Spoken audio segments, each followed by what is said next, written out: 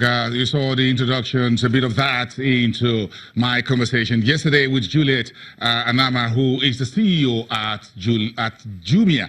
And I began by asking her, why all the J's in some of the e-commerce platform? And what's the synonymous between Juliet and Jumia? Let's listen to this conversation about Jumia at 6 and the future of this online platform. We're going to have some synonyms. That's like Juliet or Jumia. That's a lot of a JJJ. They're about Nigeria's e-commerce leader. It's been 6 years since this company, being referred to somehow as the Amazon of Africa, came on stream. So let's get a few of these conversations and recount a little bit the 6 years and the great footsteps on what this company has been able to achieve within the Nigeria's e-commerce space. Juliet Anamah, who is the CEO, is live here in the studio for Jumia Nigeria. Of course, when you have Nigeria, that means there is Jumia in other spaces and not just Nigeria. So, but Jumia Nigeria is right there, the way to put it. Good morning, Juliet. Good morning. It's good to see you. Is it by coincidence that Juliet is Jumia and Jumia is Juliet? There are a lot of J's in Jumia, actually. I like that. I like that. That's interesting. And every e-commerce platform in every continent was started by someone with a J in their name.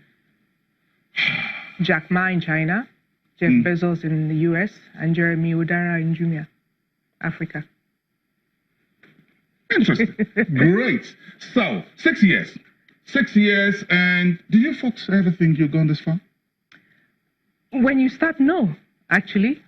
But you have every intention to succeed. You have every intention that you will see 100 years. So we are very happy that we're on the 6th year for a startup. I mean, we've grown definitely, but in terms of, we still see ourselves as a startup. What were you able to build kicking off? First of all, the first thing you build is the trust, literally.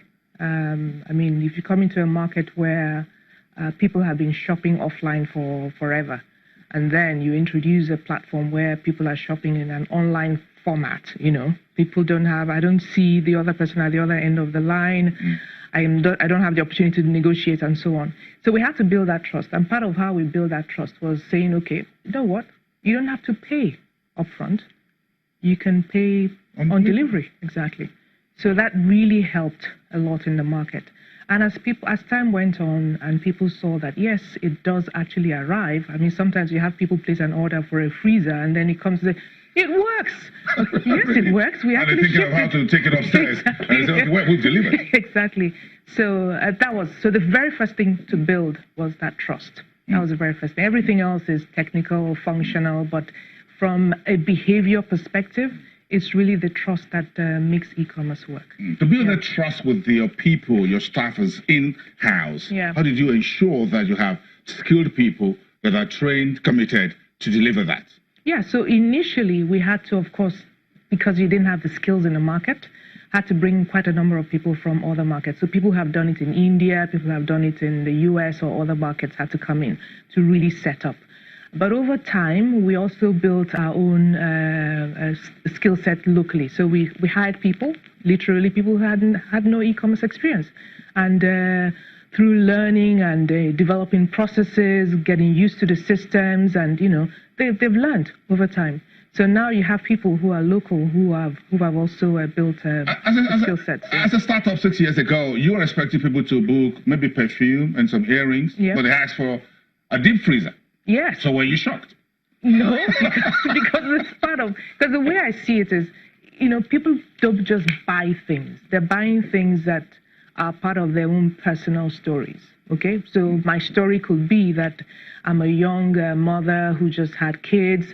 I just got married. What do I need? I need a freezer. I need a gas cooker and so on.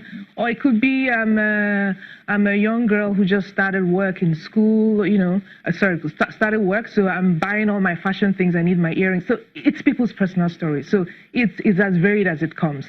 And interestingly, when we started, it was mostly the phones and electronics. And then over time, it became literally everything. So people now can buy, as strange as you may think, you know, solar panels on Jumia for their homes, yes. People buy everything. People buy, fidget spinners. I find orders on fidget spinners as well. I find orders on sandals, perfumes, you name it. Everything, people order. So it's a total ecosystem? Yes, it is. It is indeed. Interesting.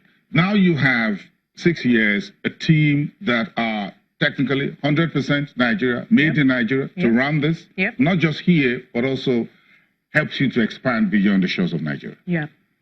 So we are in about 15 countries right now, and developing another six countries as well. And each country actually is a local entity on its own, fully staffed with its own managing director, staff, and everything else. So yeah, it's been a great journey for the company. What's the drive for Pan-African footprint? Because it's the last continent where e-commerce has not developed as fast as it has in Asia or in the United States or Europe. This is the last continent. So for us, it's not just about one country in Africa. We could have decided to just say, okay, we'll stay in Nigeria and that's it. It's the biggest, largest population-wise in Africa. But there's a huge opportunity when you have 1 billion consumers in Africa and potentially about 17 million merchants all over Africa. So it makes better to have a much larger footprint across the continent. So some of the big names of which you are taking a bit of their lunch. Like which ones? Some of the folks you're taking their lunch will be looking at you and said, okay, this is a Nigerian guy. Would you like to get listed on the stock exchange? Do you think it will help? It will happen at some point, yeah. At some point? It will happen at some point, yeah. I would like to see the first e-commerce giants. It will happen at some point, yeah. Yeah, because if you're, for example, Dangote Cement is about in 18, 20 countries. Yeah. And you're already looking at almost 20, 21, 15 already. Yeah, we're just not the size yet of Dangote Cement. Yeah, I know. but of course, you have a brand name. Yes, yeah. Now that out of Nigeria, we have companies that are 100% made in Nigeria with footprints. What do you think the greatest impacts you've made so far operating here? I think the greatest impact has been in terms of bringing small merchants online. Okay, so you have small merchants. I mean, I could tell it in big, humongous ways, and use data to describe it. But I like to describe things in the way it impacts human beings. So when you take a small merchant who, probably just had a small shop somewhere, and the only customers he had are people who will walk by his store every day. So maybe he counts them not more than 100 people, right? And now, on a platform like Jumia, he can sell to literally anyone, anywhere. So customers who are in Maiduguri, Kano, Kaduna can place an order on his platform. He has no idea where they are. He just ships. But his volumes have gone up.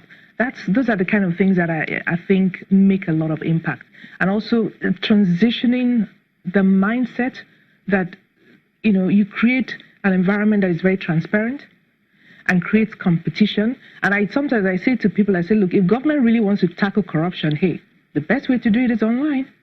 Every purchase that is made on Jumia is transparent. The price of 4 vendors, if I pick an item, it shows me the price by 4 or 5 vendors.